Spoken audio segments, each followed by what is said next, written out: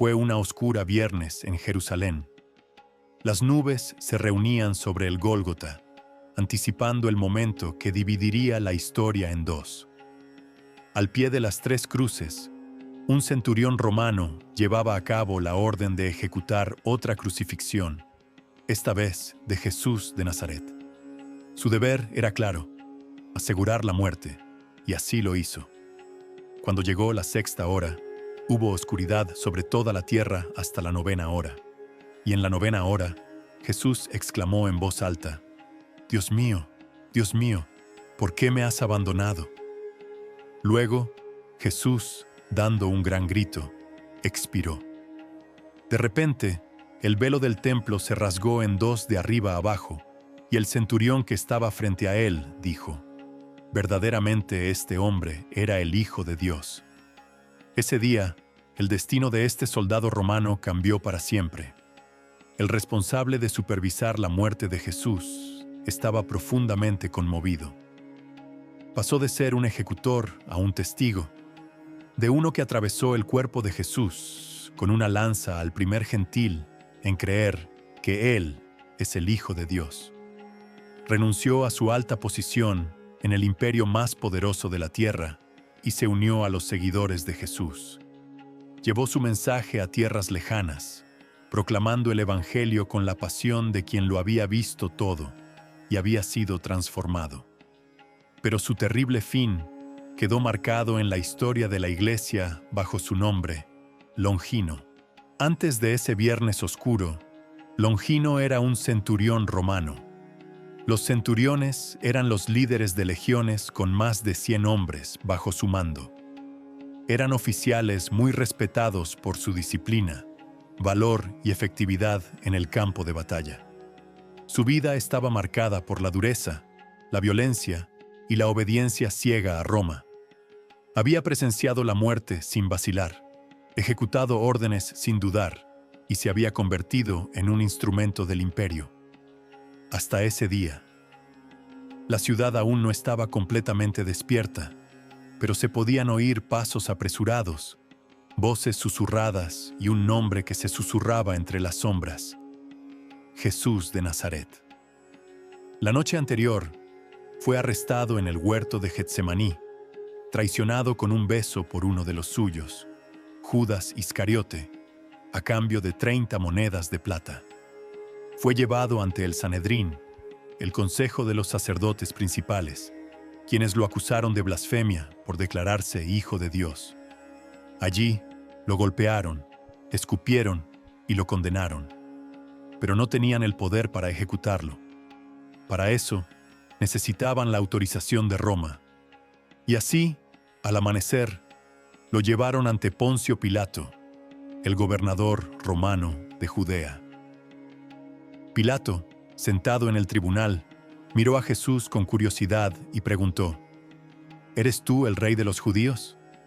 Jesús respondió calmadamente: Lo dices tú. Los sacerdotes principales y ancianos lo acusaron, pero Jesús permaneció en silencio. Pilato, desconcertado, se inclinó hacia él y dijo: ¿No escuchas lo que dicen contra ti? ¿No te vas a defender? Jesús no respondió con una sola palabra. Ni se justificó ni se defendió. Pilato estaba asombrado. Había visto a criminales implorar, mentir y llorar para salvar sus vidas. Pero este hombre tenía una calma abrumadora. Entonces, un mensajero se acercó rápidamente al tribunal. Era un mensaje urgente de su esposa, diciendo: No te involucres con ese hombre justo, porque he sufrido mucho hoy en un sueño por causa de él. Pilato se inquietó en su asiento. Sentía que algo más grande que él estaba ocurriendo y no podía detenerlo. Era costumbre liberar a un prisionero durante la Pascua, y Pilato creyó haber encontrado una salida. Ofreció a la multitud una elección entre Jesús, llamado el Cristo, y Barrabás, un conocido criminal y asesino. Pero los sacerdotes y líderes religiosos incitaron a la multitud a gritar con odio: ¡Barrabás! Pilato levantó sus manos y preguntó: ¿Qué entonces hago con Jesús? La multitud rugió con furia. «¡Crucifícalo!». Pilato, inquieto, preguntó una vez más: «¿Por qué? ¿Qué mal ha hecho?». Pero la respuesta fue más brutal que antes: «¡Crucifícalo! ¡Crucifícalo!». Viendo que no podía hacer nada contra esa marea de ira, Pilato tomó una fuente de agua y se lavó las manos delante de la multitud, diciendo: «Estoy inocente de la sangre de este hombre justo, que recaiga sobre vosotros». Entonces, Pilato liberó a Barrabás y entregó a Jesús para ser crucificado. El destino del Hijo de Dios estaba sellado. Los soldados llevaron a Jesús al pretorio.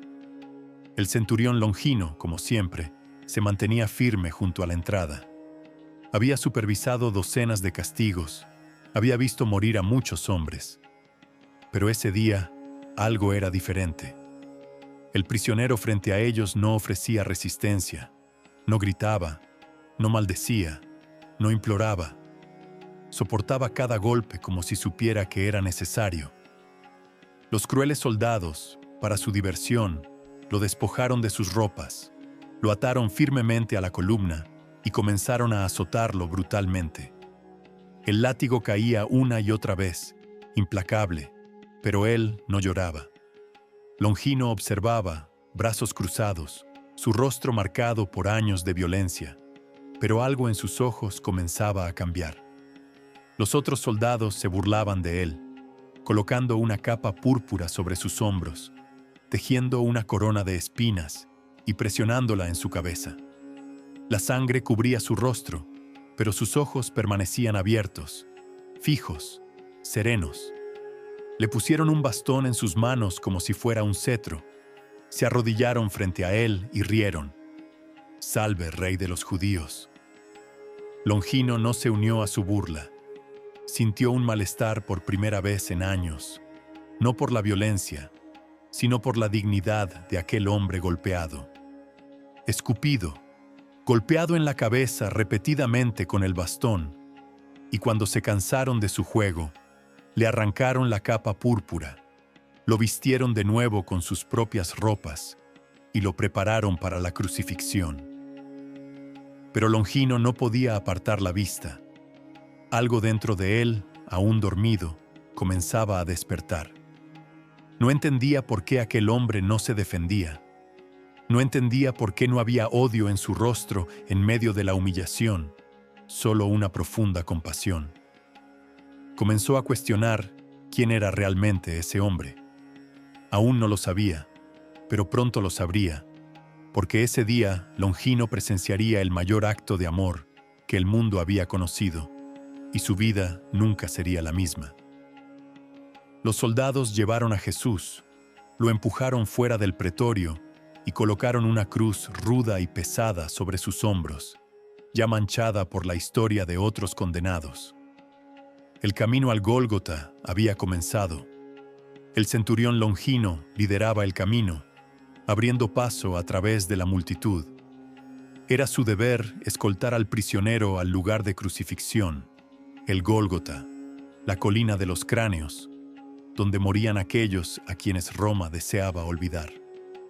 Jesús avanzaba entre empujones y gritos. Algunos escupieron hacia él, otros lo insultaron, pero también había quienes lloraban en silencio. En medio de la multitud, su madre María lo buscaba desesperadamente con la mirada. No podía verlo. Así que le dijo al discípulo Juan: «Juan, ayúdame, llévame a mi hijo». Ambos se abrieron paso entre la multitud. Entonces un soldado empujó con fuerza a Jesús. Su cuerpo exhausto se desplomó contra las piedras. Fue su primera caída. Los soldados lo azotaron nuevamente, gritando: «¡Levántate!». Y con esfuerzo, Jesús se levantó. María y Juan lograron acercarse justo cuando Jesús cayó por segunda vez. María no pudo contenerse y corrió hacia él, arrodillándose a su lado con manos temblorosas y ojos llenos de angustia. Susurró desgarradoramente: «Estoy aquí». Jesús levantó su rostro ensangrentado y respondió: «Mira, madre». hago nuevas todas las cosas. No era una frase reconfortante, sino una profecía viva de lo que estaba a punto de suceder. El peso de la cruz aplastaba su espalda herida. Su cuerpo comenzaba a ceder y Jesús cayó nuevamente. Los soldados lo golpeaban para que se levantara, pero sus rodillas ya no obedecían. Longino lo observaba. Había visto hombres quebrantados antes, pero Jesús no estaba derrotado. Había algo en él que permanecía intacto. Entonces, el centurión Longino tomó a un hombre de los campos que pasaba por allí y ordenó: «Tú, lleva la cruz». Jesús se levantó lentamente, su mirada encontrando la del hombre, y aunque cansado, le dio una mirada de gratitud.